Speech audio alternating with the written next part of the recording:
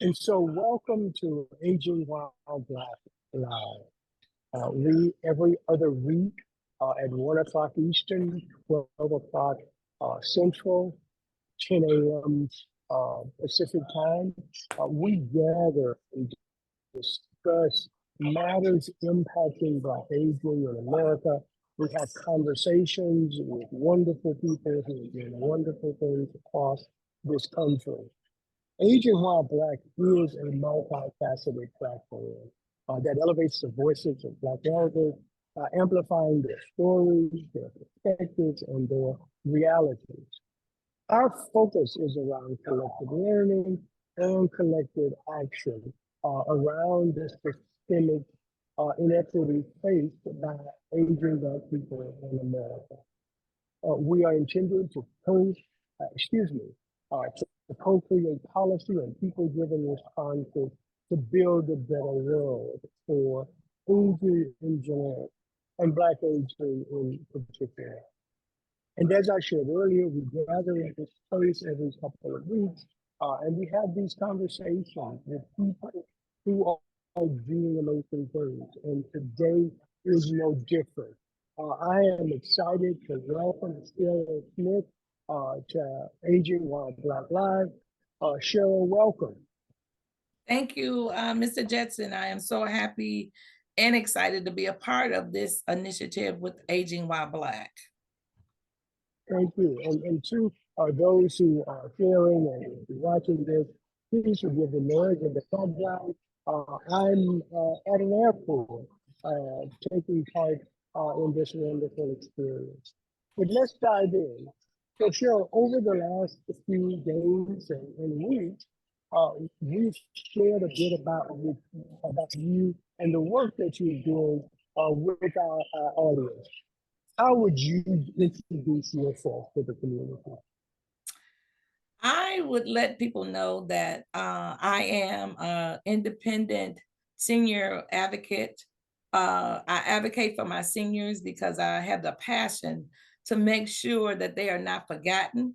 They are constantly reminded and always in the forefront of what I do in the community for the seniors. Thanks, and we'll get to that independent senior advocate in just a moment because I do want to learn more about that. But we begin each of our conversations with the question: what does the concept aging while Black bring to mind for you?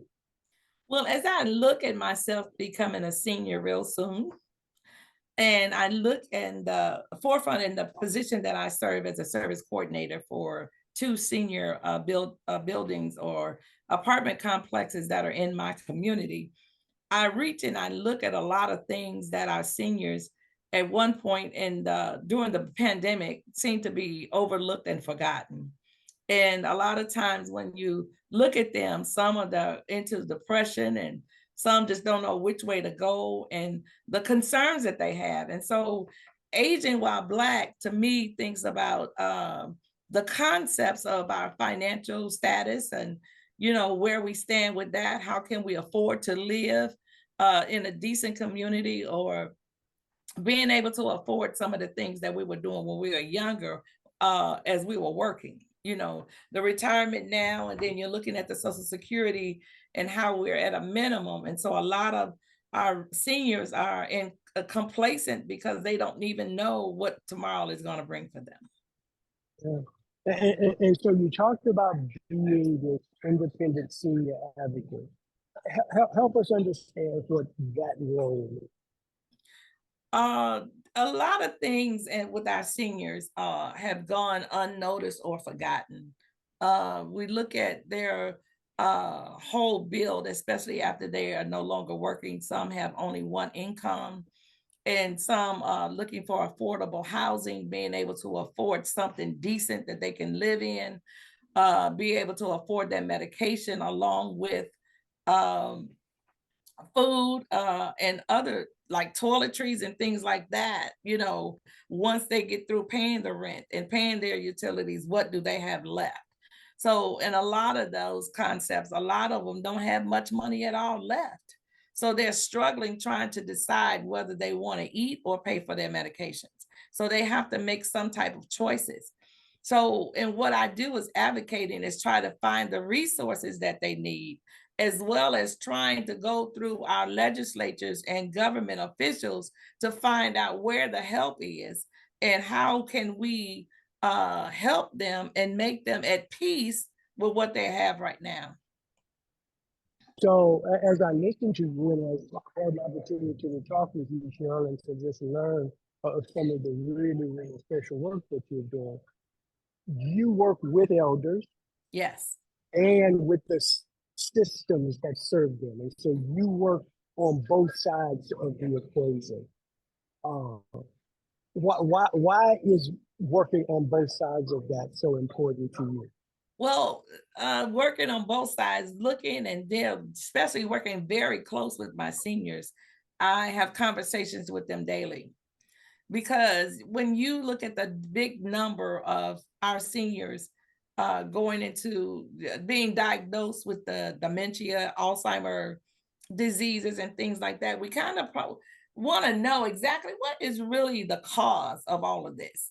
And, I listen, but I really haven't studied or found the real reason of what causes the dementia and Alzheimer's.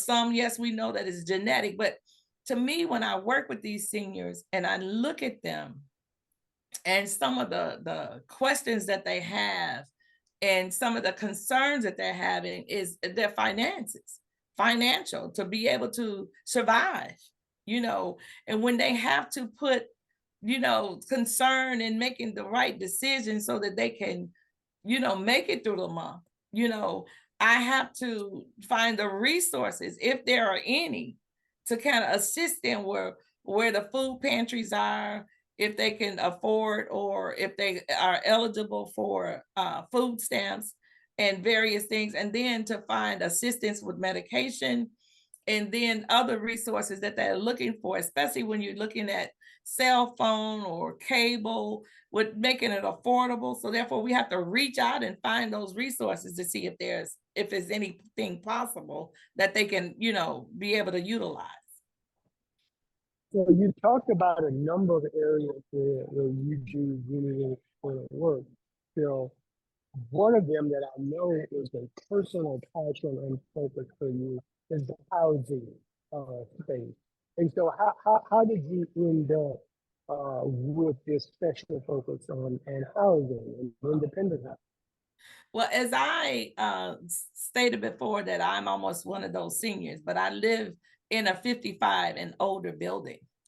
And the concerns now is looking at the affordable rent part of it. When I first moved in there, it was at 967. The next year, it was at 1125. And then this release is going to be $12.99. So you look at it jumping at least $200 or more each year. So I'm working the reason it's affordable for me right now, but it's still a struggle.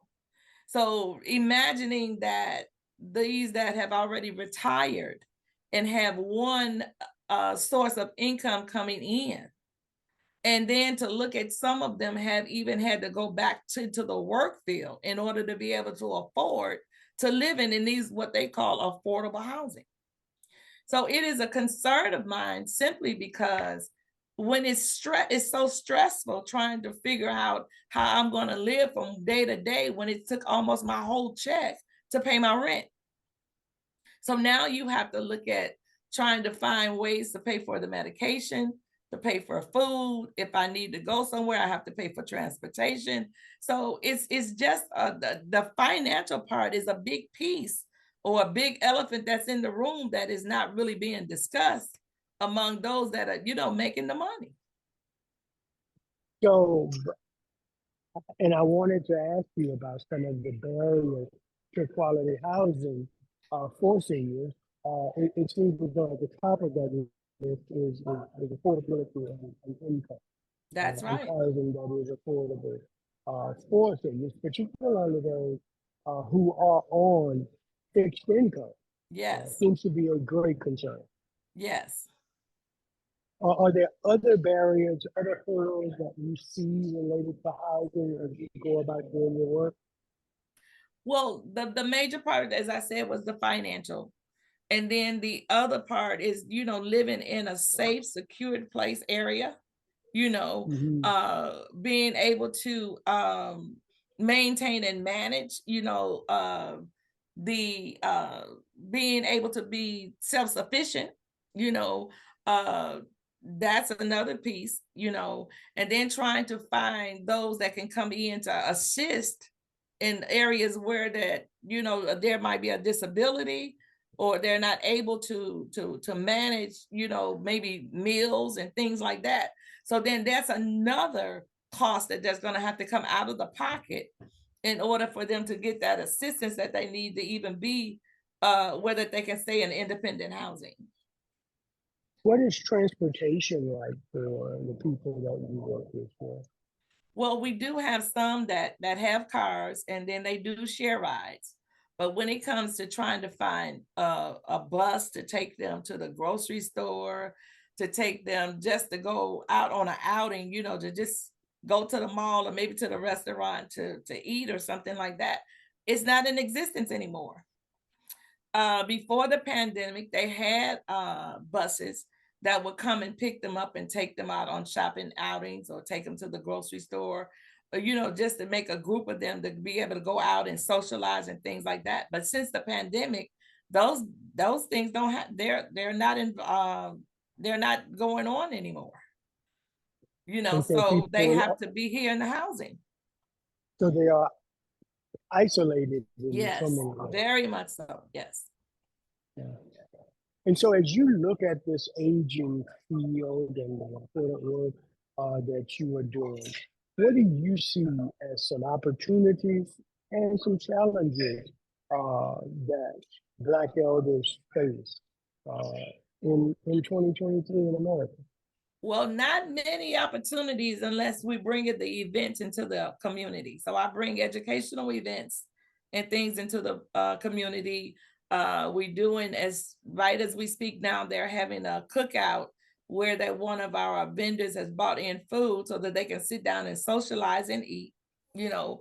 And so, with that being, bringing them in is something that they enjoy, but they also want to get out. So if I can't, and then we tried to do a bus trip, and the amount of money that they're charging for these bus trips, and if I had to charge the seniors to be able to go to maybe an apple orchard or something like that, it would cost them at least $65 to $70 just to go an hour away per person. So it's a lot of challenges when it comes to going out to being, into the socialization piece is a big piece to me, for the seniors to be able to socialize and go out and do different things, and live a little. But with the the transportation not being available or affordable for them, it's hard for them to even go out of the building at all.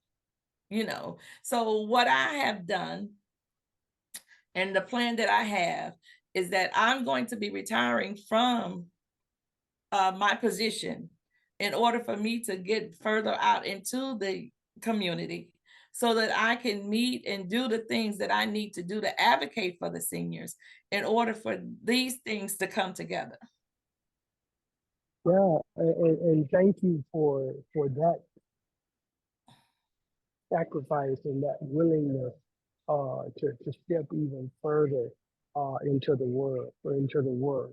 I hear you.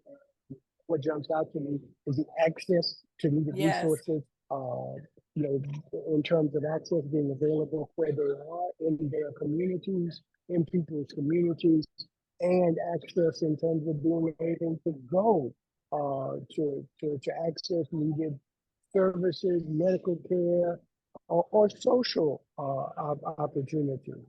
And research has shown that socialization and social connection is one of the critical drivers to well-being as we age. That's correct. So it's important work. So Aging While Black seeks to be a catalyst for this movement building. I'm excited and I'm thankful to say that when you and I talked and I shared with you what we were trying to build with Aging While Black, you were all in and you have been Yes. a supporter of the movement. And so we talk about building this movement across the country where we recalibrate the village, where we make certain that the resources are available for aging people, and especially Black people, that we embrace innovation and rapid change, and that we lean into some culture with wisdom of the elders being present in our community. When you think about this movement and building this movement, what's your best hope, Cheryl? My best hope, and I just had a conversation on yesterday, is to bring all of the things of those people that have this such passion together. Okay. So the partners that I partner with, like all the Alta program and the diabetes program through the CDC and the different medical doctors' offices that have come about. And then you look at the insurance companies and things, like bringing them all together, whether we can put them in a coalition that our seniors won't have to research much, but they're all at one's reach, that we can share, that they will be able to play a part. Because I have the dentists, I have the pharmacists, I have all of these people, the coalition that we're building now to come together so that we can kind of ease the minds of the seniors so that they can kind of feel at peace, whether they can trust the vendors and the partners that we utilize, so they can get to know them personally and then not be afraid of asking any questions or what they need at that time. Because with a lot of our seniors, they just let things be and don't want to push the button because they don't like the rejection. So therefore they don't communicate or they don't push back much. They just accept what it is. And a lot of times they need somebody to actually fight for them. And so that part is so important to me that, I'm going to be that voice to let the people know, the legislatures, we know that this is election time. So it's time for me to get in the face of the councilmen, the congressperson, the senators, and things to let them know actually what's going on that I have experienced, with my seniors and what the real cry is, and to see how we can get a cap on this rent. How can we get a cap or get them to have other incomes and other things that are available, resources that are available for our seniors, so that they won't feel that they're left out and left behind. Well, hopefully, Aging While Black becomes that movement that across this country, in suburban Atlanta and other communities across this country, that brings people together for this collective action that increases the quality of life and the experience of Black families. And so, Cheryl Smith, thank you for the important work that you do in Metro Atlanta. Thank you for the communities that you serve, the people that you so passionately advocate for. And thank you for making time to share with us on Aging While Black lives. Thank you. Thank you, Mr. Justin, for having me. And I am so excited, looking forward to being able to work with you and be a part of the Aging While Black. And then that we can help each other to push this forward, that, we can actually see exactly what's going on and how we can change it. We're all in it together. And so thank you, Cheryl. Thanks to those of you who are watching this time of AWB Live. Join us every other Wednesday, and we'll be supplementing the off weeks with other recorded content. And so join us in this space. We look forward to you being a part of this conversation, asking your questions and hearing your voices. All right, so thank you, and God bless.